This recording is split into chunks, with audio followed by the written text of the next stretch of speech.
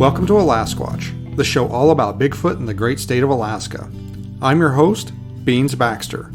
So lace up your boots, zip up your coat, and come with me on an adventure as we explore all things cryptid in the last frontier.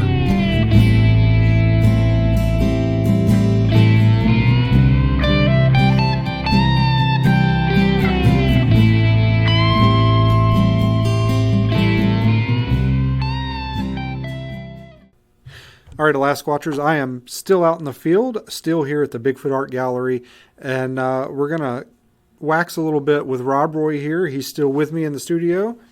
Hello, I'm still here, yes. Actually, it's not the studio. I guess I'm in your studio now. You're in the Bigfoot Art Gallery, the world famous. And today we're going to talk about a place that I guess Robroy has coined the term Area A, or the name. That's correct. What else can we call it? We're going to talk. What else to call it? Because is it A for Alaska, or is it A because it's? Well, isn't that the mystery? We got to find out what the A stands for. It's kind of generic for Alaska, I think, is what we kind of laugh about. But yes. So there's been people know about Area A. Apparently, yeah, it's getting around. Yeah, there's been an article in the Bigfoot Times about it. There's been some other Bigfooters that are aware of it. Yep. And Robroy and I have actually had the pleasure of being invited out there. Rob has actually spent a lot more time out there than I have. I've only made the one trip. And just like the previous video where we have the companion video of the Bigfoot Art Gallery, I'm going to have a companion video to go with this one. That's some footage I took walking around the property up on the backside. So that's going to go with this awesome. Podcast. Awesome. And but we're going to talk about Area A and just kind of how we got entwined in this story. How we became part of this. And I first became aware of it. I was contacted by the property owner because he stumbled upon my podcast, Alasquatch. I'm sure he was Googling like Alaska Bigfoot stuff, and it came up there, and he said, hey, I think you might be interested in my property. And he sent me a lot of stories of encounters and some audio, a lot of audio. Yep. And I became really intrigued, and unfortunately, that's around the time I think that COVID hit is kind of when he reached out to me. Yeah. And not a good time. My world went to shit pretty much right around that time. Yeah. And I couldn't get, because of my work and the way things were scheduled, I couldn't get out there. In fact, at one point we, because of the profession I was in, they were telling us we couldn't even leave town basically without permission. Sure. And it just didn't work out last year. I didn't get out there, but circumstances changed, and we were both out there for the first trip of 2021 out into the area in the spring. That's right. Area that was A. The first trip out there this year. Spring break in Area A. Yeah. And why don't you give a little rundown of how you kind of got involved in Area A? Well, much like you, I met a couple years ago. He contacted me, got my number from some other person interested in Bigfoot, and began telling me about his story, about his property out in the Kenai Peninsula out there. And I was just amazed. I couldn't believe it. So I happened to be giving a lecture out at the Muskox Farm here in Palmer, and he attended, and that was the first time I met him. That was 2 years ago now. It was in wintertime, so we talked for a good 45 minutes, and I couldn't believe the stuff he was telling me. And now this is a gentleman who is a very professional. He was not into Bigfoot at all. He still isn't. He's having a hard time wrapping his head around it. He's still pretty skeptical. He's very skeptical. But everything that he described that was going on his property was classic Bigfoot activity. That's the only way you can put it. I was just amazed. And the audio he had at that time, too. He had already recorded lots of audio. He had hired a couple different organizations to go out and study his land, and both of them felt that very strongly that there was a family out there. Anyway, so meeting him, I just couldn't believe it. We hit it off pretty good. We're good friends. And so that summer, he invited me out there for the first time. I'd be lying if I said I was hugely excited to go out there, especially after everything I've been heard murdered. And so I went out there 4 times last summer and had my very first Sasquatch experiences. And I really couldn't believe it. I went out there with very low expectations. I was pretty skeptical. I went out there trying to make sense of what was going on. Logical sense, like maybe that's a sea lion, or maybe, just trying to come up with answers other than Sasquatch. And there were some things that you just can't explain. It is a fascinating place, and it's ongoing. I think that's why word is, I guess, starting to get out there about the place. But anyway, those 4 times visits out there were just fascinating. Almost, I wouldn't say life-changing, but really opened my eyes. Even though I've been in the Bigfoot world a long time and drawing them, I've never had an experience like that. Tell us about that thing that happened to you about 12:30, where you're standing out on the rock and just. Yes, I mean, I loved it when you told me that. Oh, that was the first tree knocks I've ever heard in my life, and it was the first night I was there. Matter of fact, there were 4 of us out there. It was late at night. The other 3 gentlemen retired to the cabin. I decided to stay up late, and because my curiosity was just getting to me. I had heard nothing prior to. I mean, I was there all day, walking in the woods. I was observing, looking around. I'm just like, wow, it is beautiful there. So it's about 12 o'clock at night, and I'm walking around outside by myself. A beautiful Alaskan evening in the middle of June. It's kind of you can kind of see. It's not quite dark, but it's not quite light. I ventured down kind of on the beach, which the tide was in, and the beach is basically rocks. It's not like sand or anything. It's basically rocks. So I was standing there, about ready to give up. I hadn't heard anything. I was getting tired.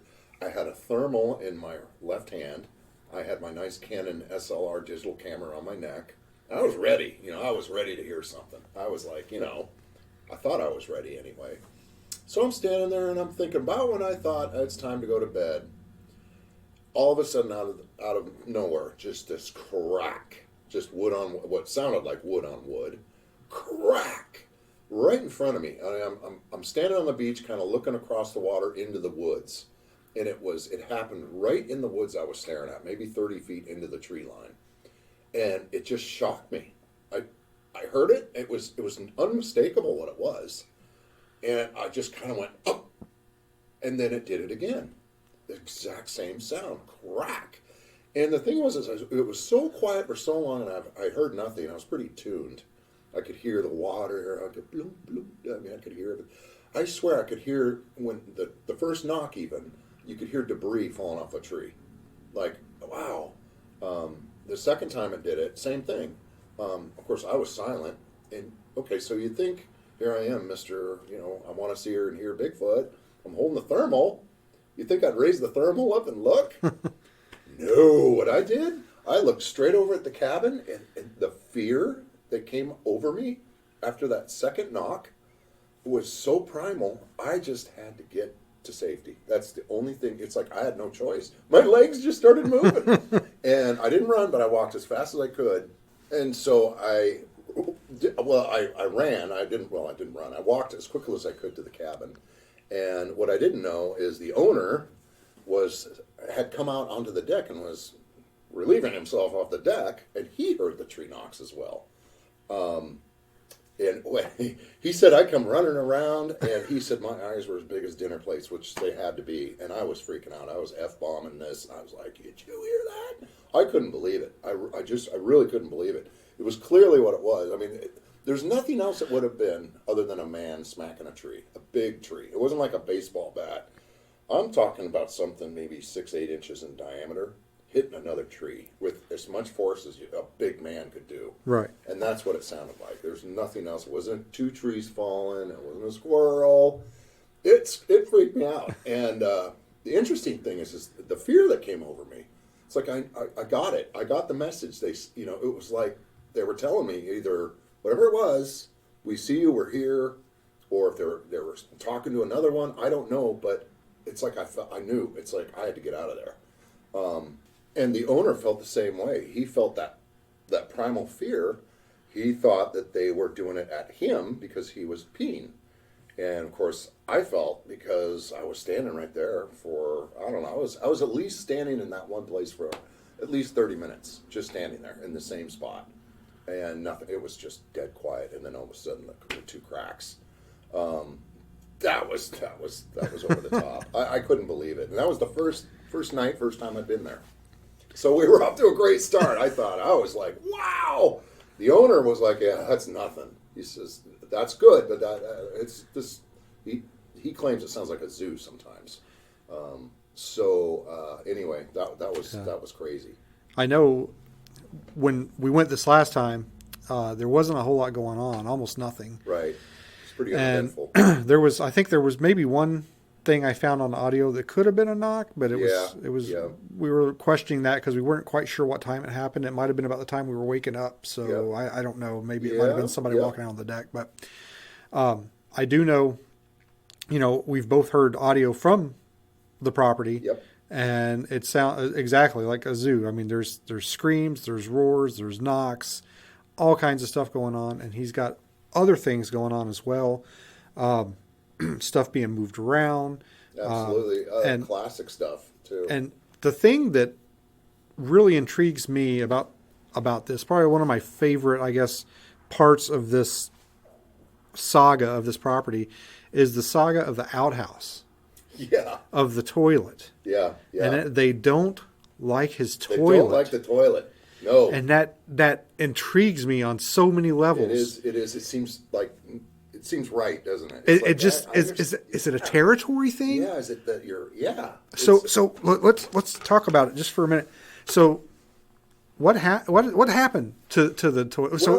So the bathroom. So the owner buys the property. Now there's nothing built on it. This is raw property out in the middle of nowhere. It's a beautiful cove, gorgeous land, but there's nothing there. There's nothing. Absolutely not. So the first thing they build is a toilet. It was like a hole in the ground with a box over it. Yeah. So they dig a hole about 200 feet up in the woods, off the main trail. Built a little plywood box. Cut a little oval in the top. Bought a little toilet seat from Walmart and wood screwed it on. Boom, there's your toilet. So they leave. This is how I remember it. They left. They came back, I think, 2 days later.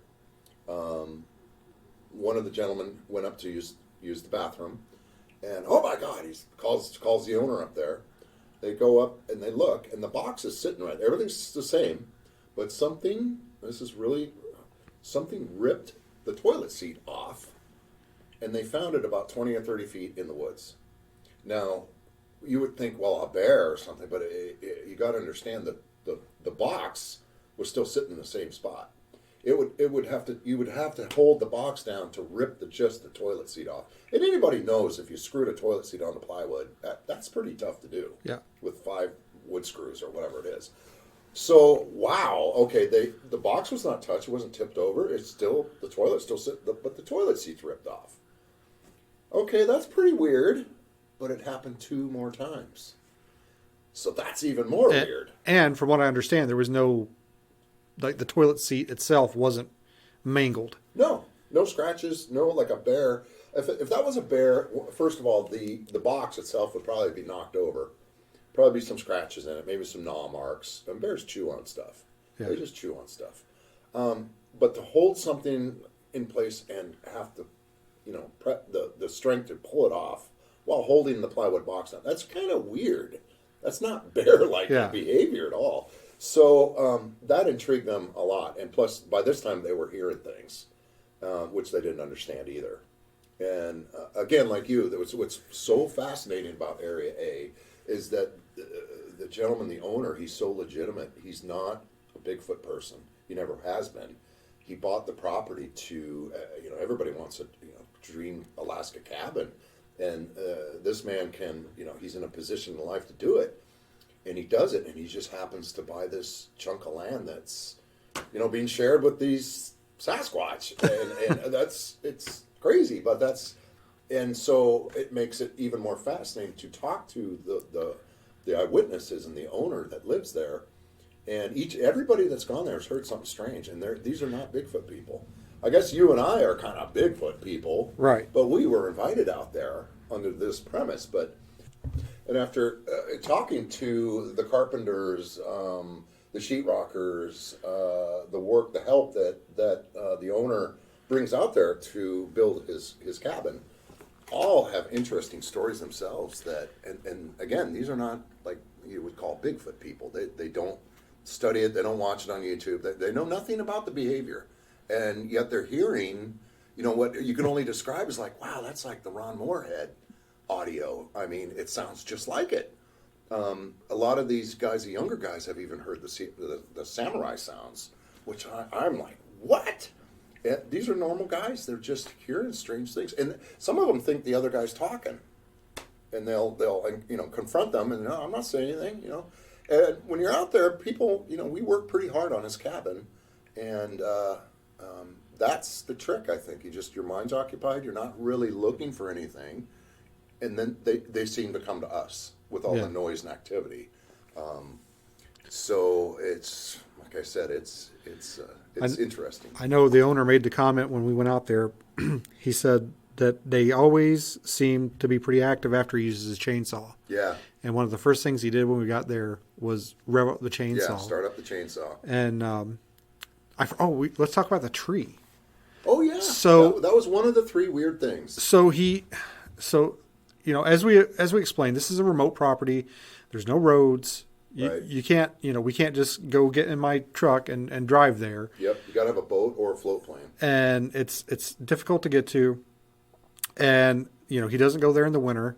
Yep. So last October, I believe, was the last trip out. And he left things as they are. And we showed up, was it the second week of April? It was 2 weeks ago, I think. Something like that. Yeah. So we show up.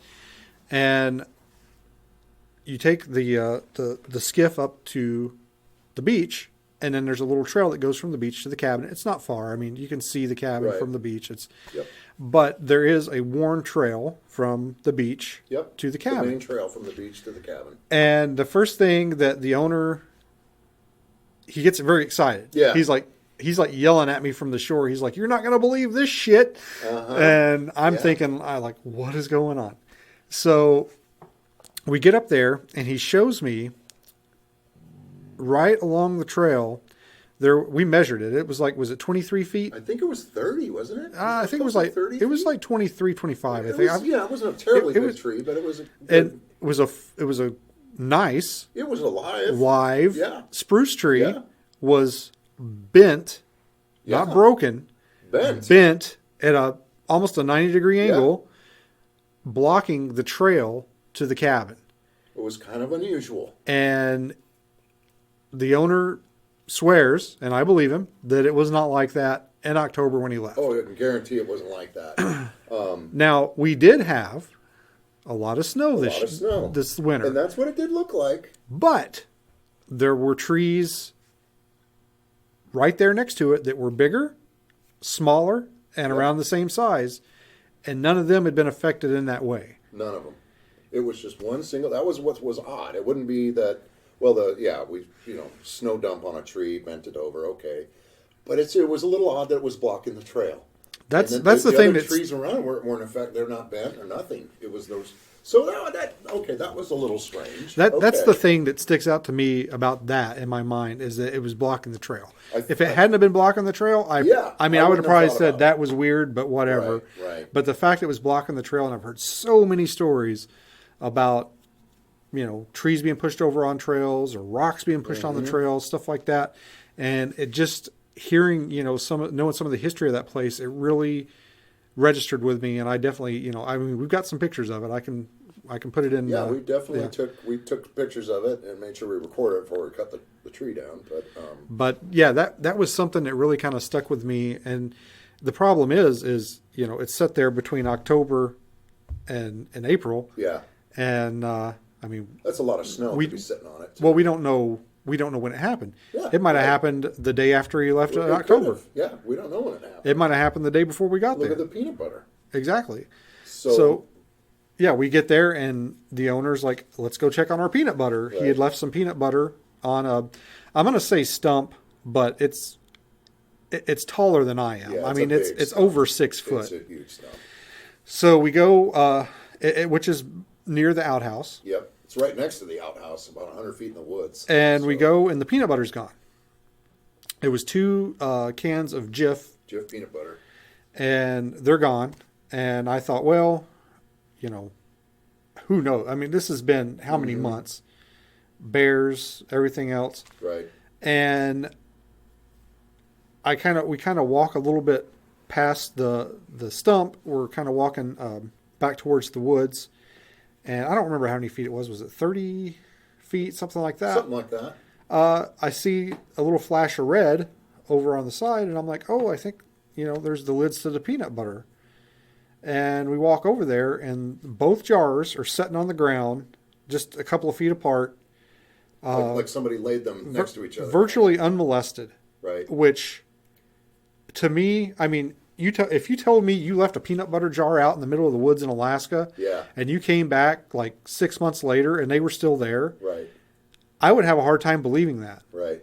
Or at least if you told me they were, completely unmolested. Right. I mean, they were a little wet, and the labels had like peeled a little bit, but no claw marks, no teeth marks. No teeth marks. A bear would have chewed at first, I thought one of the lids was broken, but it was water from rain, and it just wiped right off. They were. I mean, it looked like, other than a little water damage to the labels, it looked like they had just been set there. Right. And that to me is just so bizarre. That is bizarre. That's weird. To me, that's even stranger than the tree. Only thing it could have been is people, right? But nobody goes out there. It's in the middle of wintertime. It's just odd. Plus, the peanut butter is a whole other story. We just started experimenting with peanut butter late last summer, and that was the last 2 times I was there.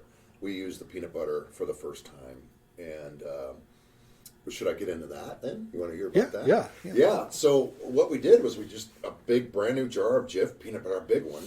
We peeled the little film thing off the top, and then we screwed the lid about 4 turns, not tight, but it was on there.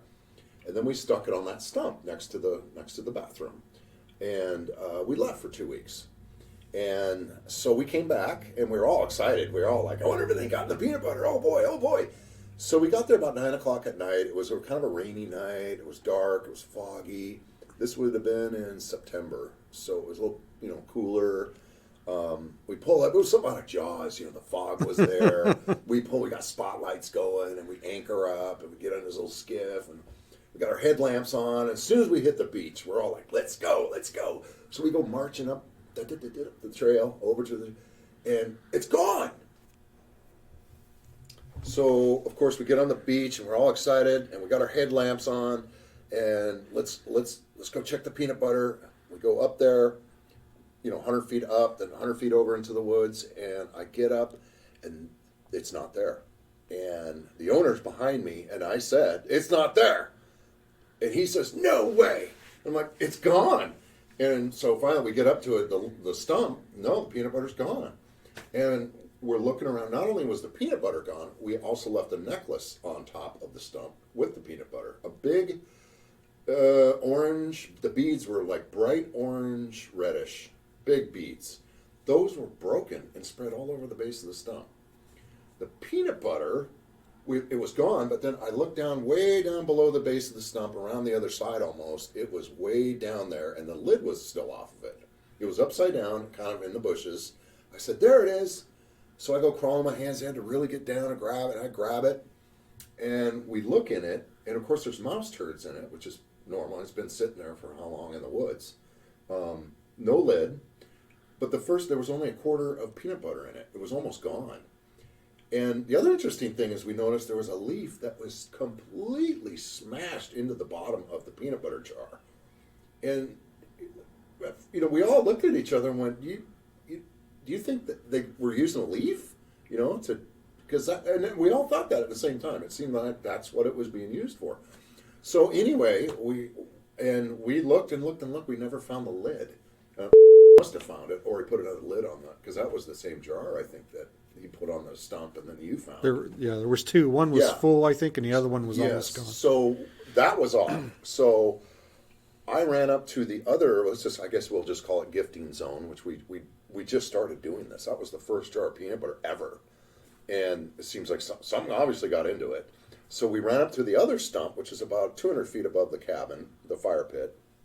There we had put a woman's hand mirror and another set of beads there. Well, the hand mirror was gone. And I put it there before we walked down the beach, got on the boat. I knew exactly where it was. It was gone. And I was like, no way. And while we were looking around, I walked maybe 15 feet away from where it was, and there it was laying in the bushes, the mirror, just sitting there. Of course, I looked at it real carefully. I was saying, is it having prints looking or for something? fingerprints? Yeah, it was all wet and stuff. But, there was. So I put it back on the little gifting spot. But the owner did that one more time with the peanut butter, and the same result. I did not go on that trip, but they went there, and it was almost the same thing. I think half the peanut butter was gone, I believe. And that's it. That was about the end of the year for that year, but that was really odd. So we think they like peanut butter. Who doesn't like peanut butter? I know. So, Jif peanut butter. No, so can we get some money from Jif? Choosy Squatches, choose Jif. That's right. See? Yeah, it's great. So, anyway, it's ongoing. It's an interesting place. 4 times out there. First 2 times was crazy. The second two times, kind of uneventful, but we had the peanut butter thing happen. After that, it seemed to be quiet. I went one more time. We did hear what sounded like a scream. That was it. Other than that, we heard nothing. I started thinking, wow, to the owner, kind of jokingly, I thought maybe we screwed up. It seems like the second we gave the peanut butter, they stopped their vocal harassing and throwing rocks and banging the cabin and the usual things that they were doing. And I thought, well, maybe we screwed that up. We gave them some kind of handshake now. Hey, we'll give you treats if you leave us alone. Sort of thing. You gave them an offering. Yeah, it's kind of like it stopped. So I thought maybe we screwed up. Maybe we shouldn't have done that. So I don't know. But and I know that the owner just talked to us today, and he says he thinks they're back. So maybe they do travel in the winter. Well, that was one of the things that I took away from my time there. Even though it was pretty uneventful, we were kind of looking at like, well, what's different from this year than, because he had been there at the same time last year and there was activity. Yes. So the difference between that year and this year was we had a lot of snow. More snow. And the whole time we were there, we were hearing, because it's a place that's surrounded by mountains. Yes. And the whole time we're there, we're hearing avalanches. I mean, I don't know how many times I thought, man, there's a lot of air traffic around here, thinking a plane was going over. Right. It was actually an avalanche across the bay, coming down the mountain. Coming down that mountain, you could see them. There's dozens and dozens of tiny little avalanches going. So that made me maybe wonder if maybe that's got something to do with it. Maybe they're, somewhere with a little bit more southern exposure or something. They're on the other side of the mountain, and because of the heavy snowfall, they haven't made it over there to that property yet. Right. And I mean, maybe that's the cause, maybe not. I mean, I don't know. It's all speculation, but that's one of the factors when you got to look at things like, okay, what's the variable here? Well, there's more snow. Right. So there's obviously more snow. The owner noticed that immediately. I know that next to his cabin, he's never had that much snow piled up. That seems like it may be a factor there because he was having these experiences a little earlier like a week earlier than we were there. And, kind of had him worried a little bit. It was really uneventful. It was very quiet. Another one of the only possible visuals was by the outhouse, by the latrine. By the good old outhouse. And that place is always hopping, isn't it? That would have been a little unnerving. That story really stuck with me, and then the one about the cooler. Yeah, the cooler's a good one too. But I'll tell the outhouse one real quick. One of the young men, well, I say he's young. I don't know. He's younger than I am. Yeah. Was there doing some work, and he had ran out to the outhouse. It was dark, I believe. I think it was like after 9 o'clock. It was dark. The owner had suggested, grab a flashlight and a gun. And this was a big burly man. He said, "I don't need no flashlight and a gun." Yeah, he's taller than I am. And he's he goes a big guy. off with his iPhone into the woods. He goes to the outhouse. I don't know what he was doing I don't know. I mean, I don't know if it matters, but He was obviously using the outhouse. He might have been making some Squatch calls in there. I don't know. But seriously, he felt he was being watched. Yeah, he had a creepy vibe. He goes into that house. He hadn't felt that yet. And this outhouse, I mean, I'm a big guy, and that is it's tiny. It's a tiny. I mean, I felt like Chris Farley in that thing. I'm like fat guy in a little coat. Yeah. And the owner said they built it small on purpose so they could move it. Move it and dig a new hole. And it made sense when he told me that. But when I'm in there, having my moral constitutional, it's a tight fit. Right. But anyway, so the worker's in there. He comes out and he's walking back toward the cabin, and he looks off to his left and he sees eye shine.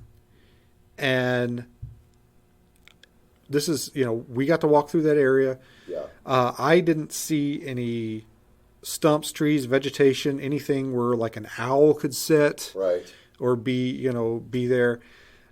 He sees the eye shine. It freaks him out. He hits a root. Yeah, he trips. A snag. He looks down. He looks back up, and the eyes have moved like 10 feet. 10 feet over. Yeah, over to the right. Like it's following him almost. And after that, he ran out of there. He freaked out. Yeah. And he ran. He actually, the owner said he just burst in the door. I believe the next day they did a Finding Bigfoot-esque recreation. Yes, they went out to the area. And they estimated that the eye shine, how many feet? Like 7 feet or something? It had to be at least 8 feet. 7 to 8 feet, somewhere in there at least. Because I went out there about a week after that incident, and the owner showed me that spot, which is a very, it's for the bathroom. I know the trail. The guy's mark that when he tripped over the snag was still there. So you knew exactly where he tripped. And so there was a huge stump and bushes on top of it. This is still in the summertime. And so the owner walked around, and I stood on the trail, and he reached up.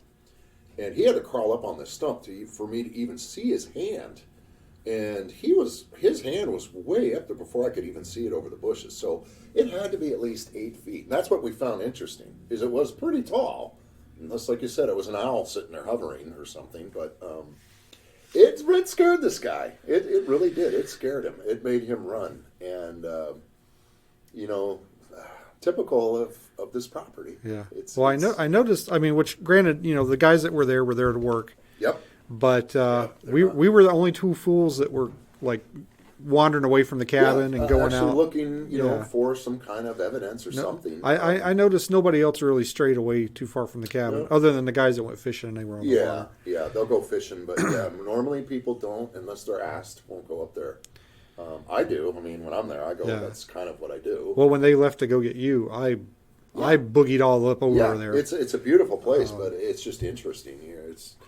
You hear these stories and you go out there, and of course I go out there. And I do go out there with low expectations because I don't want to be disappointed.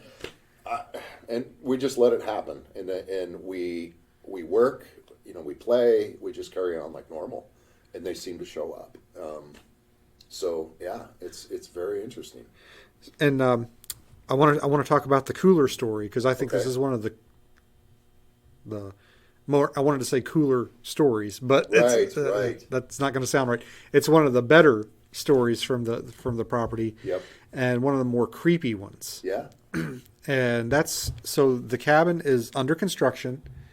It's basically just like a frame with a roof, and they've got no sheetrock in the walls. Yeah, the walls are exposed to the woods. They've got like plywood the walls up. Everything's framed, but there's no walls. No doors. Yeah, no doors. You can just kind of reach and grab sticks. So they've got a bunk bed in one of the rooms, and I don't remember. One of the guys that was there was either like a retired biologist or wildlife guy or something. I don't remember exactly his background, but he wasn't just Billy Joe off the street. He knew stuff. And I think he had if I remember correctly, he had given the owner, maybe gave him a little guff at hearing some of the activity stories. Oh, okay. He was a little, that guest was there. That's funny. He was a little dismissive of the activity. Yep. And so everybody, it's nighttime. Everybody's in the cabin. Everybody that's there is inside. the only way to get out of the cabin is to go through that room with the bunk beds, and they've propped up a piece of plywood as a makeshift wall to cover the door. Well, it's not a door, but to cover the entrance that they're using. And they've placed a large Yeti cooler appropriately. It was full of stuff. It was heavy. Well, those things are heavy even when they're not full. It was a big one. It wasn't a small, medium. It was a big one. So they've placed a Yeti cooler full of the supplies they need for their trip. And it's shoring up that plywood. It's blocking the plywood. It's keeping it in place. And I believe it was estimated, somebody said it was upward of 60 pounds. Yeah. And middle of the night, everybody's asleep. There's no electricity out there. Nope. And this cabin is on stilts too. So we're talking the floor, even when you're on the back of the cabin, is a good 6.5, 7 feet tall. Yeah. If you're standing outside and you reached up to touch the floor, it's up there. Yeah. So they're sleeping, and something pushes on that plywood, and that heavy Yeti cooler flies across that. What is that room? That room's probably 8 feet wide. Oh yeah, it slid across. And it slides across the wall or the floor and hits the other side of the wall, and that piece of plywood comes coming in, and then they hear something going thump thump thump thump up the trail or toward the woods. Yep. And that one I think is probably, I think the outhouse story is probably my favorite just because you have the visual, the eye shine. Right. But that one, I mean, that's a good one. I think a bear could do that, but I don't think a bear. Yeah, it's possible. I mean, he could have stood up to get up that high. I mean, he'd have to stand up unless he was crawling on the side of the wall, which you would have heard.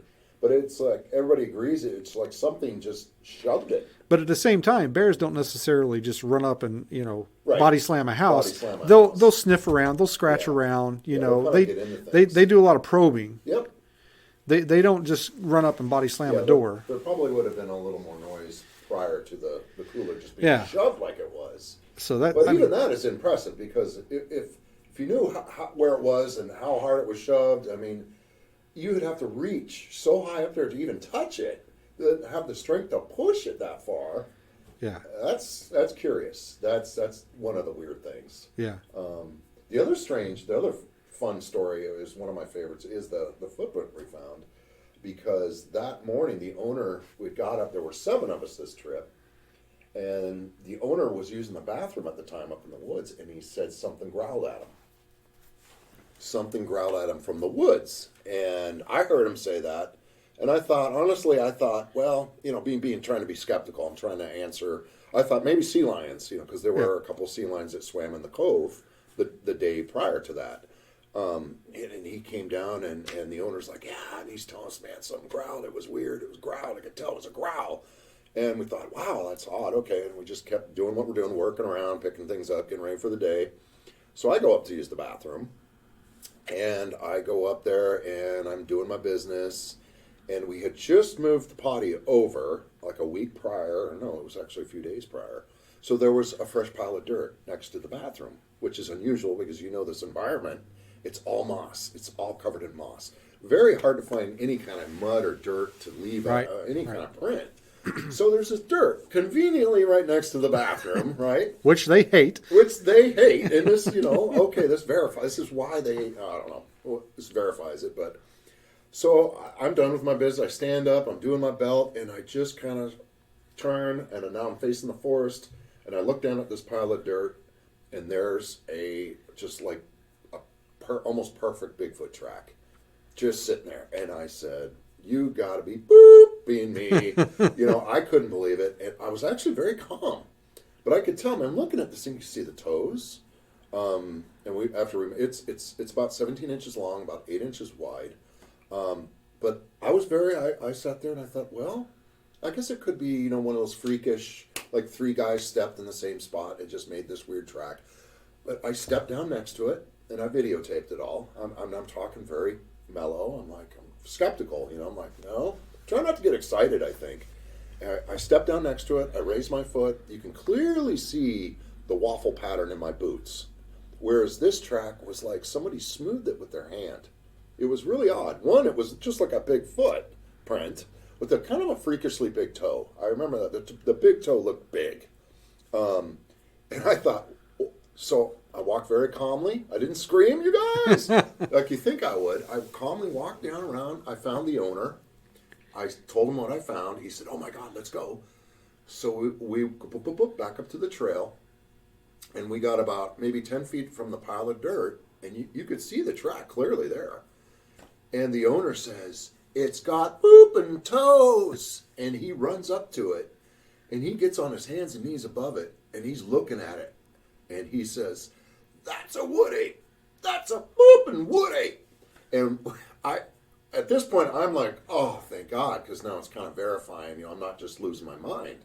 Now I'm kind of, okay, now I can get excited. Now I'm like, wow. And you could clearly see the toes, and wow, we couldn't believe it. And on the only patch of dirt, right? So we did, and it's those people that say, well, wow, is there only one footprint? Oh, well, there were more, but the others were in the moss. And we found them. They were just round impressions, but this one was in the dirt. We happened to just catch it, I think. So the owner did bring one little thing of plaster, and it was just enough to cover that foot. I mean, just enough. And I said, we're going to break it when we pull it. It's just it was too thin. So it was his brilliant idea, and he has lots of the spray insulation. So we used the spray insulation on top of the cat to hold it together, and it worked. It worked great. So we were able to pull. We pulled the cast, and we couldn't believe it. The detail. We actually got dermal ridges, and I don't know what you call it, the skin folds on the bottom of the feet you can see, which are unique, apparently, to the Sasquatch. Clearly you can see the toes. It's actually an amazing cast. Certainly got me excited. I thought I was in a little documentary. It was always my dream. Oh my God, here I am mixing plaster. But we did it, and compared it to the cast that the owner had from the previous year, the first year he had the property, which he made in spray insulation. That's all he had.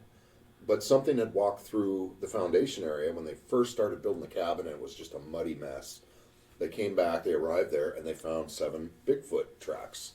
Clear. And this is what really changed the owner into, you gotta be kidding me, kind of mode. This is what? Now, keep in mind, he's had rocks thrown at him. The workers have had rocks thrown. They've seen the rocks coming from the tree line and landing in their boat. That's weird. That's really weird. I think you can kind of explain away maybe some weasels or martins got in the peanut butter, maybe a blue jay got in the beads and broke them up. You can't explain these rocks being thrown from the tree line. I mean, these are big rocks too. So anyway, it's just to go out there. It's something. It's like you're going to hear something. You just got to be patient. Yeah. Well, in my experience, it really gave me like a Port Chatham vibe. And I don't mean in like a creepy vibe. I just mean in the same type of terrain. Yeah. You've got, like you said, there's not a lot of finding footprints out there. It's going to be... It's very mossy. It's that moss. Kind of wet. That soft, spongy moss. Yep. And one thing that really impressed me about the area was... there had been some logging there about 100 years ago, the owner was telling us. Yep. And there's a lot of downed trees, and they're up on the hill behind the cabin. Right. And, I was up there walking around, looking around, and I'm being a prior military guy, it just struck me as like, man, these look like fighting positions. Mm-hmm. You would see, the tree down on the ground, and then behind the tree you'd see a flattened area. Yeah, it was perfect. And it just that's kind of what it reminded me of. Is like, man, it looks like somebody just comes up here and chills out, sits down behind these trees, or lays down and is just hanging out. Yeah, and you couldn't see. You could get a heck of a night's sleep there too. I mean, it's so soft and cushiony, and like you and I, when we were there, we were. I mean, you could just literally step behind I mean, these are big logs, these are big trees, and they're all covered in moss. Huge boulders covered in, everything's in moss, trees, it's beautiful. But you can literally just step into a little nook and disappear. Yeah. You could lay down in some of these places and just sleep better than probably your home bed. Yeah, it's definitely got a very just primitive feel to primitive. it feels, like I've only said it about a couple places, but it's got a Jurassic Park vibe to it. It does. It reminds me a lot of Juneau, my hometown. It's got that rainforest feel. It's definitely covered in moss. You've got the old man's beard, falling off the trees. It's very kind of dramatic in that sense. So it's almost a place you could picture a Bigfoot living in. It has everything. The cove is beautiful. I mean, the whole area is gorgeous, but the berries, the deer, the salmon, there's so much food there. Pretty much all year long, too. Well, that's another thing, too, that I from what I understand, talking to the owner, there's not supposed to be deer there, according to Fish and Game. Right. But you saw that. Quite obviously, there are. There's a lot of deer. There's deer poo everywhere. We saw deer tracks. We saw deer poo. I was really hoping to get some on video. And in fact, when I went on my walkabout, I actually sat down and would just wait quite a bit, hoping something would walk by. But there's not supposed to be deer there, according to Fish and Game, but obviously they are. Right. So, I mean, who knows? There's a lot of them, too. I mean, everywhere you go in the woods, the game trails are generally, we think there are deer. Because there's deer poo all around them. Yeah, and that's another thing, too. Like, there's so many areas that are just tapped down. Yeah. And like you were saying about going up on the hill behind the cabin, I think you said something like it looks like a freeway up there, or it looks like an interstate system. And you were right. Like, I got up there, and I had a hard time deciding which way to go. Like, I could follow that one, or I could follow that one. Trails going here and there. Yeah, and but they weren't human because, Yeah, you can tell people know when you see a game trail. It's pretty obvious. So, but there's a lot. Yeah, there's a lot of life in those woods. And we saw the squirrel. Yeah. So we know the owner thinks there's no squirrels there, but there's squirrels there. We saw a couple of squirrels. Yeah, we saw them. Yeah, but very interesting place. It's got a lot going on right now.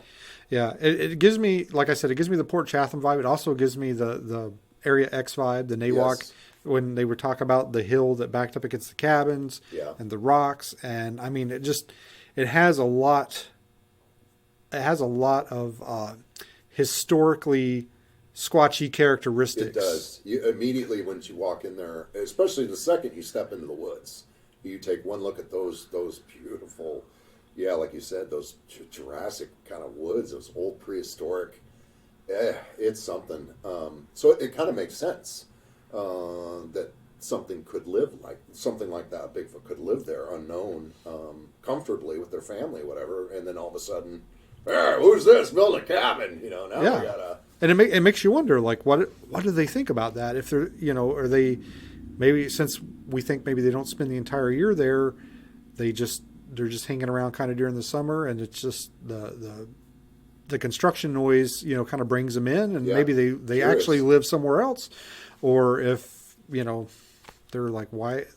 They're blocking our beach access. The owner, when you're standing on the cabin and you're looking across the cove and you're seeing this beautiful mountain in front of you, the owner swears he thinks they live up on those mountains up there, because that's where they would start their whoops. They would start way up high, and they would make their way down, and you could hear them, and then making their way to them. He's heard that before. But like you said, this year there was no activity the first time there, but that whole side of that mountain was still covered in snow. Yeah, and avalanches were going on. I wouldn't live there, but not that that's what's going on. But it seems like maybe that's why they got there late, or they weren't so obvious when we were there. Well, it reminds me. I've heard in discussions about the Yeti, they say there's how you have the forest, and then it just on a mountain. Right. You have the forest, and then it just goes into like rocks and snow and basically barren. Right. And when they talk about the Yeti, I've heard them say like there's a sweet spot in there. Right. Like right around where the tree line ends, where there's a lot of life, and they think the Yeti might live in there. It's kind of like similar. I've heard like bears. There's a certain transition from the tree line to the cliffs of the mountains. There's lots of little areas they like to build caves and whatnot. The bears do. Yeah. And I've been told by people that's the same thing with these things, is they like to stay in those areas. And that kind of makes sense with what the owner's hearing. I mean, he starts his chainsaw. He always points at that area. My first whoop I heard, that's what he said. They came from that area over there, and that was loud. I mean, we heard it over our conversation in the middle of the day. It was kind of stupidly loud, but yeah, it's. So what are your hopes for Area A in the future? Oh gosh, my hopes are actually if I could just catch a glimpse of one, I would be so happy. Whether we get it on a video or a picture or whatever, it probably.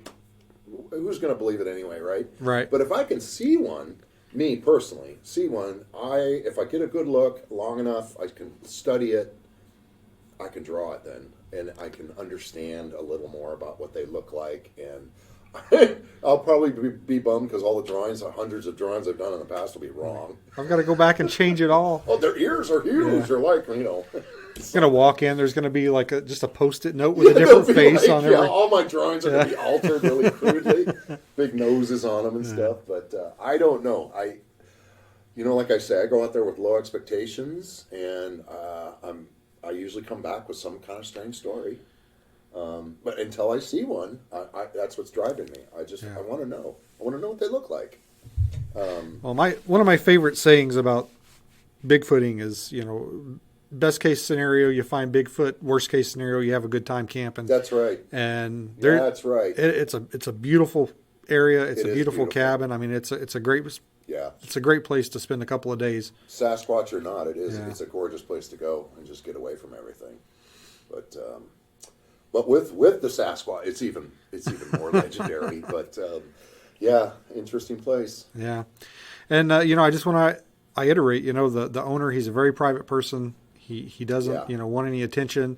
He's not out there, he's inviting people to the property, but he's inviting people to the property to figure out what's going on. Yeah, he wants to solve this problem more than anything because he's having a hard time believing it all, which makes it more legit, I think. And everybody, like I said, that goes out there, they all seem to. They're all professionals. They're not into the sub. They're not looking for anything. It's coming to them, so to speak. Right. And they don't know what it is. So here we are. And if you want to see the footcast that Rob was telling us about, check out the video that was taken in the Bigfoot Art Gallery on the Alasquatch YouTube page. And we'll have some shots of that in the video. And maybe we'll have Rob tell the story of how the track was cast. Absolutely. All right. Anything else? You want to pimp your store? Oh, well, yeah, certainly I want to pimp my store. If you're ever in Palmer, Alaska, come on out. 1088 South Colony Way. Bigfoot Art Gallery. That's it. Custom matting and framing. And where else can you see all my art and cool Bigfoot stuff? So that's right. Come on in. We're usually always open. And I'm always ready to talk Bigfoot. So. All right. And you can listen to us here on the Alasquatch Podcast. You can find us on YouTube and anywhere that carries podcasts.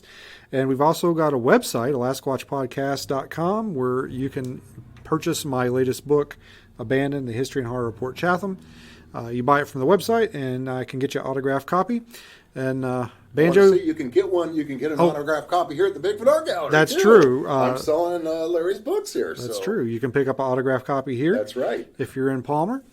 And Banjo, you want to take us out? Yeah, Banjo, come on, buddy. Banjo's got nothing. Yeah, he blinked at me. So all right. There you go. Thanks for listening, everybody.